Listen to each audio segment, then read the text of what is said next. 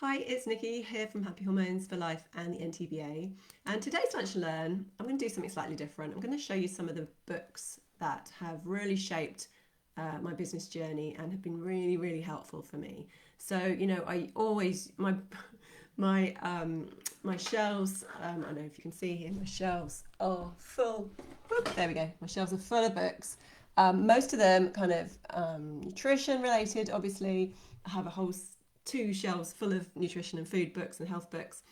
But my business shelves are growing massively, and I've really started to buy more business and mindset focused books than nutrition these days, because it's more important to me at the moment to grow my business and reach more people and have a bigger impact. And to do that, I need to know what I'm doing with my business. So I thought I'd go through some of my favourite books so that you can decide whether they might help you too. The one thing is a book that I've used extensively. I think I bought it about 3 years ago. It's incredibly helpful for. It's the one thing. It's by Gary Keller, this is one of the books I always recommend on the reading list of the NTBA Foundation course because it really, really helps.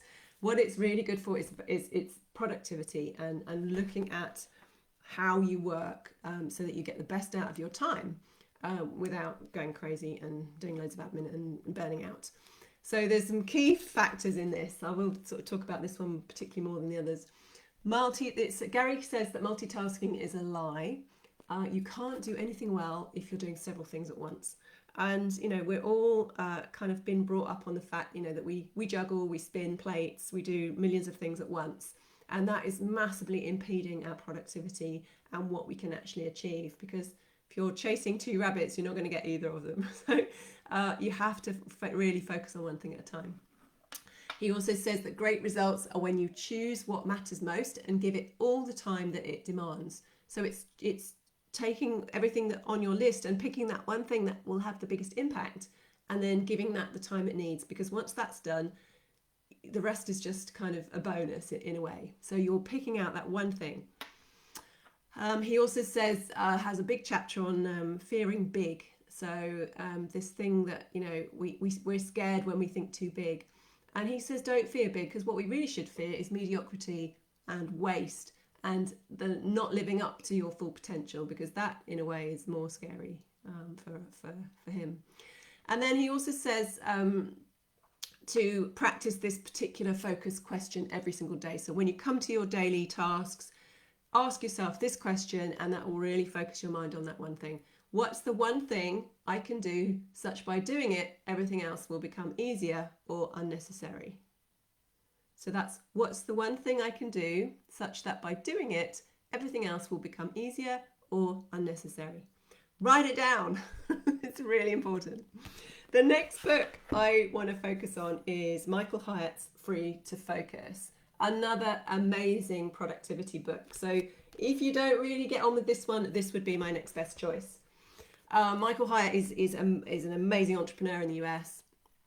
Some of the things he talks about are sorting out your tasks into the 4D zones, that he calls them. So distraction, those tasks that are just distracting you. The ones that are disinterest, so that's like you don't really like them, but you're still doing them.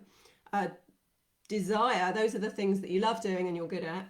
And then the drudgery is the ones you really hate doing and you're no good at them. So there's these 4 different areas that he talks about. And you have to sort your tasks out into those and really be looking at only doing the ones in the desire box, really, as much as possible. He talks about eliminating interruptions and distractions, setting boundaries that really protect your focus, automation, so getting yourself out of the equation altogether, and delegation, getting rid of tasks in that drudgery zone, or the ones, some of the ones in the other zones as well. So that's Free to Focus. And what I like about this book actually is it comes with tons of resources that you can download on the website. So you can download things to all the different boxes to write things in, and it's really good for that. The next book is Becoming a Key Person of Influence by Daniel Priestley. This is one of the first books I ever read because it's all about becoming highly valued and highly paid in your industry. So that's what we all want, isn't it? So Daniel Priestley has got a very long history of being a very successful entrepreneur. He's multi-million pound, billion pound industries that he runs. Anyway, he talks about the 5 Ps in this book. So to become a key person of influence, you have to have a perfect pitch. So that's about your message. You have to publish. So you really need a book, but you can work your way towards that. You need a product, free and paid. You need profile, so you need to build that profile and that credibility. And you need partnership. So that's the final piece, and that's all about collaborations and joint ventures. And he takes you through each of those areas and how to do that properly. The next book is really about mindset. This is Marie Forleo's Everything is Figureoutable. Came out last year or the year before. Marie Forleo, you may know as she's an American entrepreneur. She runs the B School, which is very famous in America. And she's a business coach. And this book I bought because it had some rave reviews. I have to say, it's one of the best books on mindset I've ever read. She's a badass, if you know. She's an amazing woman. And some of the lessons in here are literally gold dust. So I've been dog-earing my way through this and writing notes all over it. So this is I could probably do a whole video just based on the summary of this one in particular. But so go get that if you want any kind of motivation. The next one is Atomic Habits by James Clear. Now, if you've got any bad habits or any habits that you want to change into really to make you the most excellent version of yourself, this is the book to get. He really understands how you need to put really good habits in place, and he gives you lots of different